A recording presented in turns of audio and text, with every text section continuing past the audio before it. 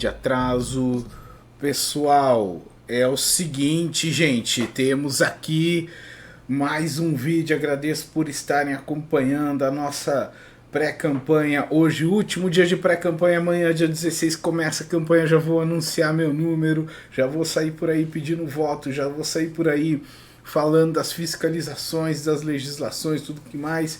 Pessoal, aqui professor João Henrique de novo, no caso agora candidato a deputado federal pelo PSOL daqui de Maringá, no norte do Paraná, representando os estudantes, representando os professores, representando a indústria, o comércio, a soberania, todos os trabalhadores. Gente, seguinte, tenho hoje para vocês uma apresentação sobre tecnologia. Pensa num negócio que eu gosto muito de tecnologia mesmo, gente. Também sou desenvolvedor web, tenho uma empresa que eu estou começando, uma startup que eu estou começando, né?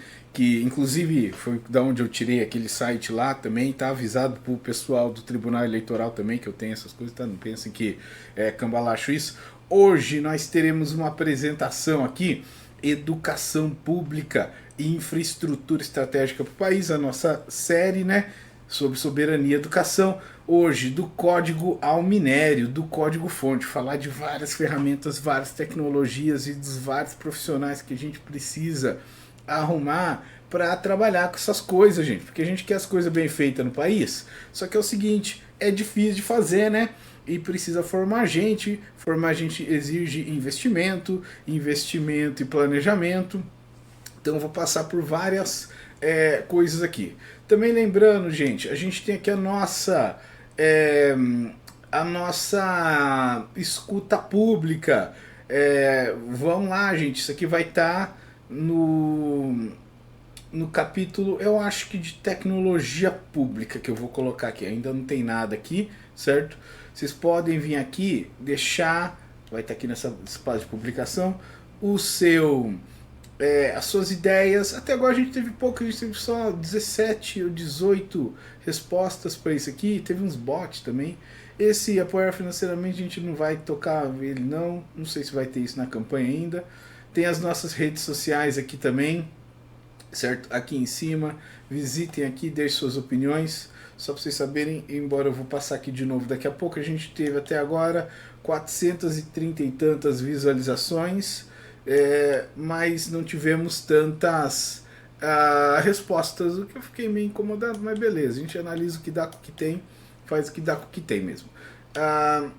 Educação pública, parte da infraestrutura e base da soberania nacional. Gente, tem uma meia dúzia de ferramentas que a gente vai precisar conhecer e que eu já adianto, né? Uma candidatura devia se preocupar com ter isso funcionando. A gente precisa saber o que já funciona para poder fiscalizar direito, e a gente precisa também saber o que precisa ser legislado, que está anômico ainda, que não tem regra, e o que está anárquico, só precisa ser fiscalizado. Por isso eu vou falar de várias tecnologias. Falo de Linux, adoro Linux, gente. Eu sou desses evangelistas do Linux, e eu acho que todo mundo devia abandonar a Microsoft, todo mundo devia abandonar Mac e essas coisas, e focar tudo em Linux. Falar da IA pública, especificamente de uma IA pública, que eu queria que fosse mais pública do que é a IA Ulisses, uma IA que o pessoal legislador pode usar, eu não tenho acesso a isso. Falar do DREX, do sistema de registro descentralizado com cadeia de blocos, negócio muito massa. Falar de uma iniciativa, duas iniciativas aqui no setor do hardware, as mini fábricas de chip colocada pela USP. Cara, que programa interessante. Falei, mas a USP é de São Paulo, não sei o que. Eu quero que dê certo no país inteiro, quero que isso funcione em todo lugar. E se depender de mim, esse plano da USP, os caras transferem para cá, passa para o UEM. Por que a USP não passa isso para o UEM, aqui de Maringá? Podia fazer uma parceria aí, ó, que é uma parceria da USP com a UEM, essas coisas. Eu tenho cara de pau de ir lá e pedir pros caras e ajudar os caras mesmo. Terrabras, terras raras, o novo ouro. Você vai deixar o pessoal gringo chegar aqui e roubar o nosso ouro de novo, que nem roubaram no passado? Não é para deixar não, certo? É para ter as firmas que mexem com terras raras aqui. E fechar com um argumento técnico, proficiografia. precisa de técnica para documentar os profissionais que têm que ser formados. A gente tem todo um ramo da ciência e tem órgãos públicos no Brasil que já cuidam de fazer esse cadastro, a definição do que são as profissões e o registro dos profissionais. Então, lembrando de novo, eu, professor João Henrique, candidato a deputado federal, último dia de pré-campanha, amanhã dia 16. Já posso pedir voto, já posso anunciar meu número pelo pessoal em Maringá, certo? Então, a apresentaçãozinha, como sempre, ela fica num dos QR Codes que está aqui. O outro QR Code vai estar lá na nossa escuta e formulação para você dar sua opinião sobre tecnologia, que ferramentas, como está sendo absorvido pelo mercado de trabalho, capacidade estatal e controle social também. Vamos lá então. Um primeiro argumento aqui que eu quero que vocês conheçam, gente. É a série 3, né? Sobre soberania e tal. Ficou duplicado, isso aqui nem precisava ter essa lâmina aqui, né? Centro do nosso argumento. Soberania é domínio da cadeia produtiva inteira, do começo ao fim, do código fonte até o minério, ou melhor, colocando uma perspectiva materialista, né, do minério, passando pela produção do material, a produção do circuito, o circuito que vai rodar o código que está lá. Então, as várias ferramentas que eu falei, ela precisa do orçamento, precisa de fábrica, precisa de gente, e a gente perdeu esse fio da meada, a gente perdeu esse pessoal chinês, perdeu esse pessoal coreano, certo? E a gente acabou não tendo uma capacidade nacional de produção compatível com o gasto público, e a gente, bem da verdade, quase não tem gasto público nisso também não, certo? Então não é só questão de orçamento, a gente precisa medir como que essa dependência vai ser reduzida, a gente precisa colocar complexidade nas ferramentas, nas coisas que a gente desenvolve, gente. O que por si só é bastante complicado de maneira auditável, né? Então, primeiro vamos separar algumas coisas para a gente ter clareza do que a gente está falando, né? Porque uma parte disso já está pronto e precisa só ser fiscalizado. Outra parte disso é anômica, não tem norma. Então a gente vai ter que criar a norma, porque são discussões que envolvem legislação e a fronteira da tecnologia. Então algumas coisas que já estão funcionando, né? Tem também decretos vigentes: lei, decreto, portaria, norma, lei geral de proteção de dados, lei de acesso à informação, governo digital, licitação, tem esse EPING, que é padronização de dados, e outras organizações ali. Políticas já vigentes, a gente já tem planos que estão tentando colocar isso aí para funcionar, né? Que eu vou inventar isso da roda, né? Que a partir de agora vai ter isso aí.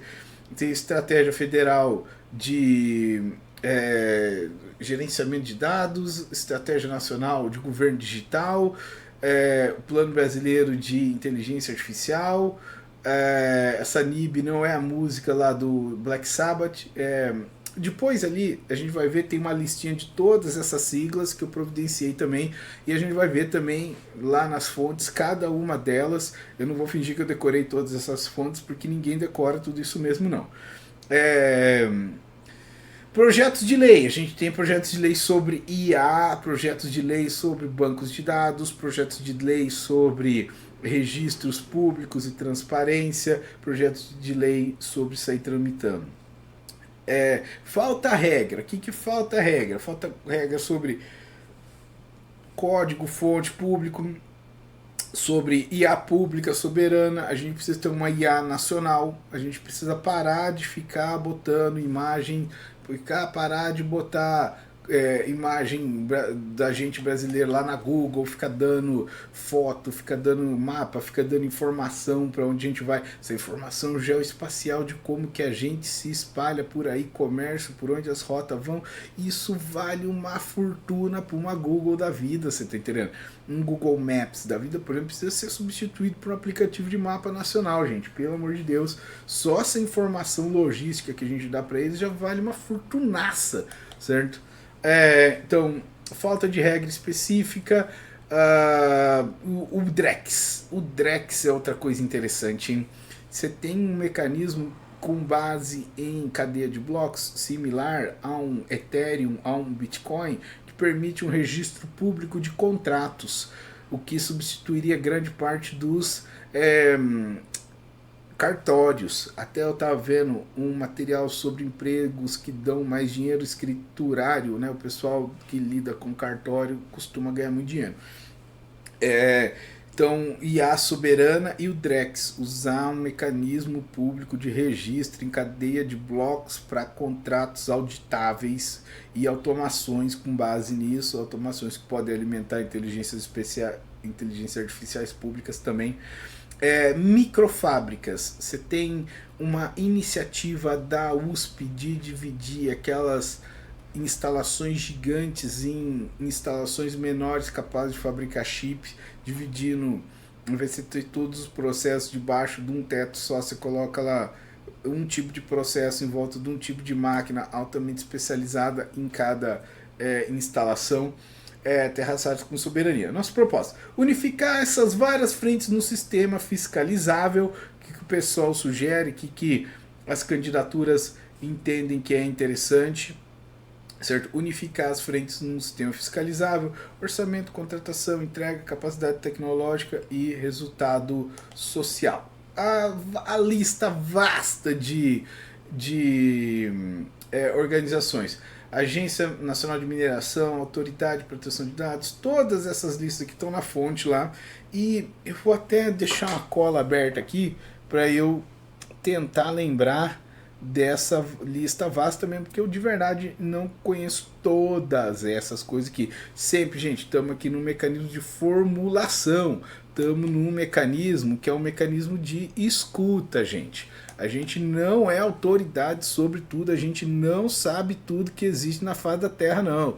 Se você tem alguma correção, se você tem alguma melhoria, se você tem alguma coisa que vai avançar, faça um favor pra gente e venha aqui, coloque lá a informação, a correção ou coisa parecida que a gente possa aproveitar. Sem isso, a gente fica meio desamparado mesmo, sabe? Até vou deixar aberto aqui esse diagraminha nessa página aqui, porque eu também vou precisar dele ainda nessa apresentação. Aqui, esse cara aqui pode ficar assim, ó. Ajeitando aqui. Vai ficar assim mesmo. Beleza. Vamos lá. Seguindo aqui. Temos...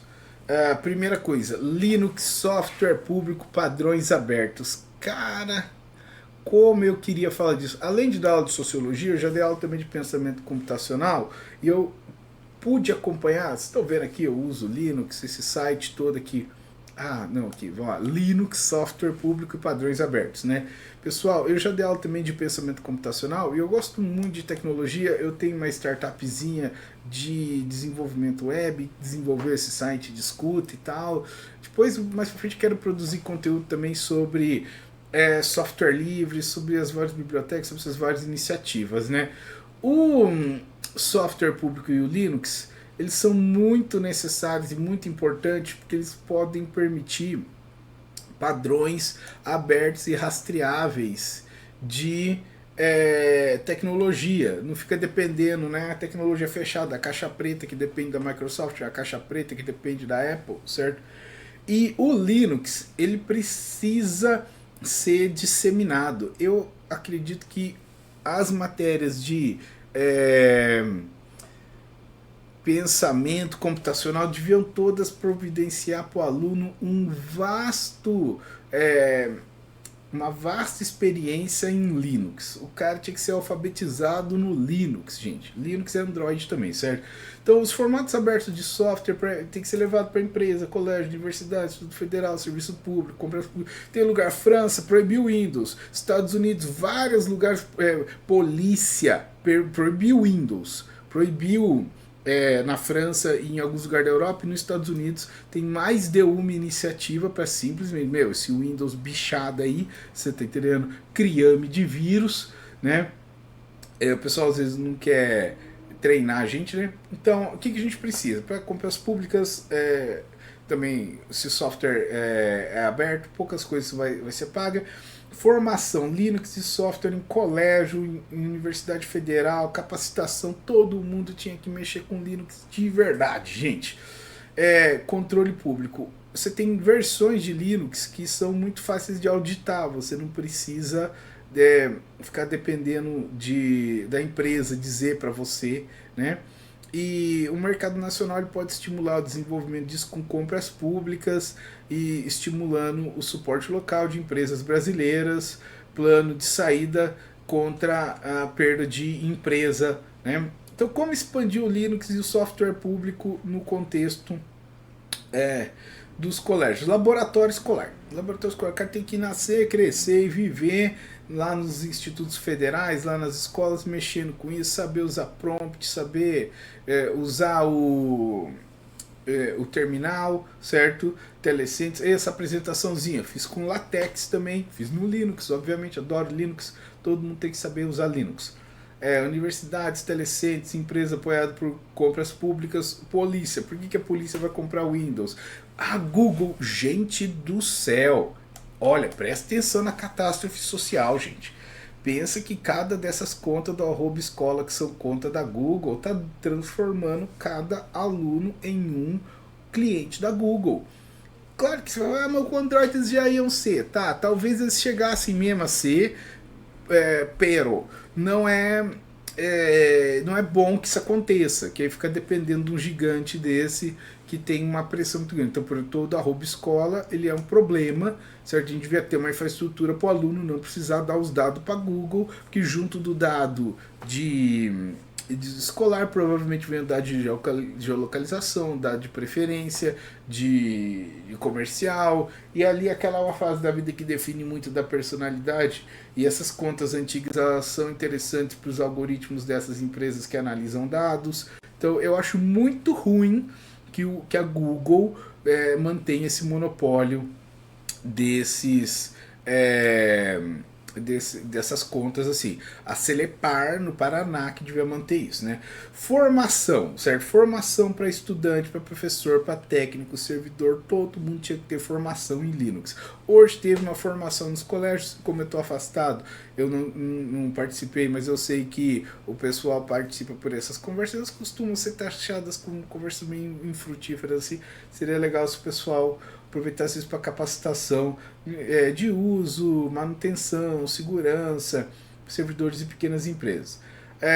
Formatos abertos. Tem alguns softwares que eles forçam você a usar certas arbitrariedades e muitas vezes eles não são auditáveis, e o que pode dificultar o bom funcionamento disso.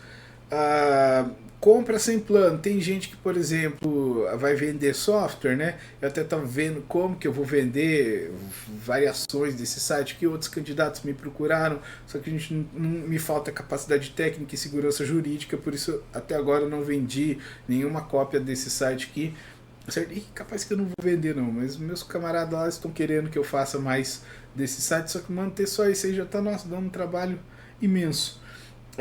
Então tem que evitar umas compras que deixam o cara fisgado naquele formato fechado, treinamento que prende e força você a comprar, laboratório sem manutenção.